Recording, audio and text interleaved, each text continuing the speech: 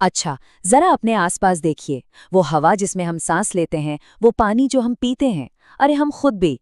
ये सब आखिर बना किससे है? आज हम इसी बड़े सवाल की तह तक जाएंगे। एक ऐसी दुनिया में गोता लगाएंगे जो इतनी छोटी है कि हम उसे देख भी नहीं सकते। पर सच तो ये है कि वही हमारे पूरे ब्रह्मांड को चला रही है। तो चलिए सबसे बुनियादी सवाल से शुरू करते हैं। ये जो कुछ भी हमारे चारों ओर है, हवा, पानी, पहाड़, यहाँ तक कि हम खुद, आखिर ये सब कुछ बना किस चीज से है? जवाब सिर्फ एक शब्द में है, लेकिन बहुत गहरा है, परमाणु। जरा सोचिए, ये इतने छोटे, इतने बारीक कण हैं कि इन्हें और तोड़ा नहीं जा सकता। और यही वो बिल्डिंग ब्लॉक्स हैं जिनसे हर चीज, मतलब हर चीज बनती है। तो हमारा आज का सफर कैसा रहेगा? हम सबसे पहले इन मूल कणों को जानेंगे, फिर समझेंगे कि ये जुड़ने के लिए किन नियमों को मानते हैं, और आखिर में ये भी सीखेंगे कि केमिस्ट इन अनगिनत कणों को गिनते कैसे हैं। तो चलिए शुरू करते हैं। तो ये है पहला खंड, पदार्थ के मूल कण। चलिए सबसे पहले उस नींव को समझते हैं जिस पर पूरी केमिस्ट्री की इमारत खड़ी है। तो भाई सबसे पहले पदार्थ है क्या? बहुत आसान भाषा में, हर वो चीज जिसमें वजन हो और जो जगह घेरती हो। और जब हम इसी पदार्थ को छोटे और भी छोटे हिस्सों में तोड़ते जाते हैं, तो हम उस सबसे छोटी इकाई तक पहुंचते हैं जो अपनी पहचान बनाए रखती है। और पता है उसे क्या कहते हैं? परमाणु।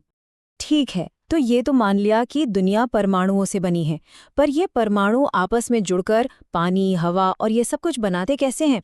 क्या ये बस ऐसे ही जुड़ जाते हैं?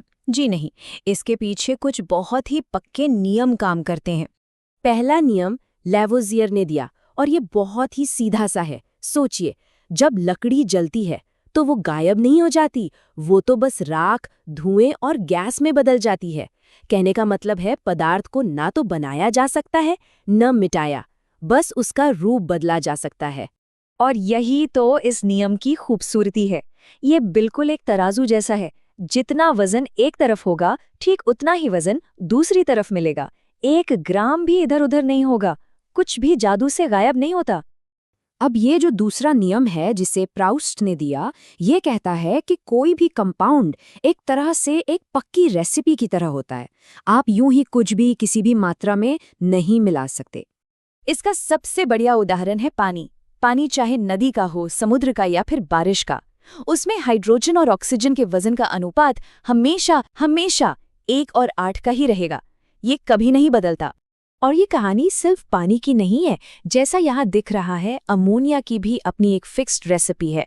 हर केमिकल कंपाउंड की अपनी एक खास पहचान, एक फिक्स्ड अनुपात होता है, और इसी वजह से पानी हमेशा पानी ही रहता है और नमक हमेशा नमक। इन नियमों ने उस समय के वैज्ञानिकों को बहुत सोचने पर मजबूर किया।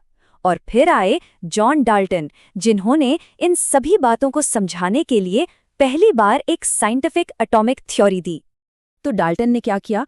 उन्होंने इन नियमों को देखा और एक कमाल का आइडिया पेश किया। उन्होंने कहा, जरा सोचो, अगर हर चीज छोटे छोटे न टूटने वाले कणों से बनी हो, और हर एलिमेंट के कण जैसे सोने के या लोहे के एक जैसे हों पर दूसरे एलिमेंट से अलग हों। बस इस एक आइडिया ने सबको समझा दिया। और यही वजह है कि कंपाउंड्स हमेशा एक फिक्स रेशियो में बनते हैं। डाल्टन ने इन बिखरे हुए नियमों को एक मजबूत थ्योरी में पिरो दिया। चलिए, अब जब हम परमाणु को समझ गए हैं, तो ये भी देख लेते हैं कि ये अकेले नहीं रहते। ये अलग अलग टीम्स बनाते हैं, और कभी कभी तो अपनी पहचान भी बदल लेते हैं। यहाँ इन दोनों के बीच का फर्क समझना बहुत जरूरी है।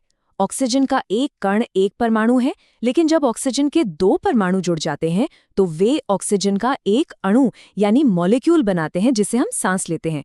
ठीक वैसे ही 2 हाइड्रोजन और 1 ऑक्सीजन परमाणु मिलकर पानी का एक अणु बनाते हैं। और फिर आते हैं आयन।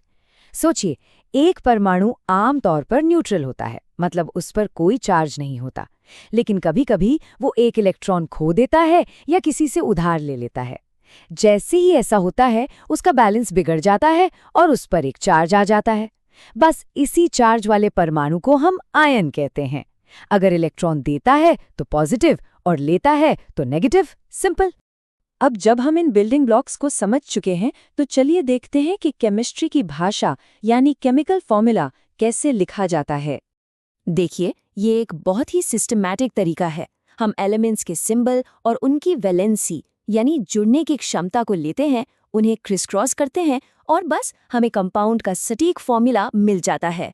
ये कुछ केमिस्ट्री की ग्रामर सीखने जैसा है। चलिए अब आते हैं हमारे सफर के आखिरी और शायद सबसे जरूरी हिस्से पर, मोल।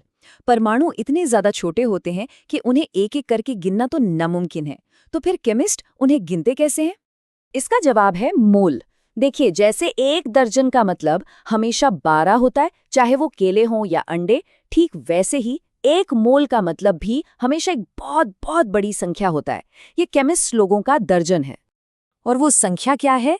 ये रही 6.022 के बाद 23 जीरो। इसे एवोगैड्रो नंबर कहते हैं। ये इतनी बड़ी संख्या है कि आप अंदाजा भी नहीं लगा सकते। अगर किसी के पास इतने रुपए हों तो वो पूरी दुनिया की हर चीज हजारों बार खरीद सकता है, और किसी भी चीज के ठीक 1 मोल में इतने ही कण होते हैं। तो आज हमने जो कुछ भी सीखा उसका सार यही है। हमने सबसे छोटे कण से शुरुआत की, ये समझा कि कैसे पक्के नियम उन्हें कंट्रोल करते हैं, और ये भी जाना कि हम केमिस्ट्री की भाषा का इस्तेमाल करके उन्हें कैसे समझ और गिन सकते हैं। आइंस्टाइन ने कहा था कि विज्ञान और कुछ नहीं बल्कि रोजमर्रा की सोच का ही एक सुधरा हुआ रूप है। और आज हमने ठीक यही देखा, कैसे ये दुनिया किससे बनी है, जैसे साधारण सवाल से शुरू करके हम लॉजिक और ऑब्जर्वेशन के जरिए ब्रह्मांड के सबसे गहरे नियमों तक पहुंच सकते हैं।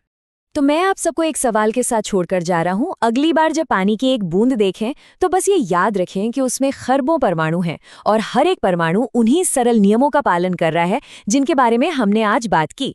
ये जानना कि इतनी जटिल दुनिया इतने आसान नियमों पर चलती है, क्या ये दुनिया को देखने का हमारा नजरिया नहीं बदल देता? जरा सोचिएगा इस पर।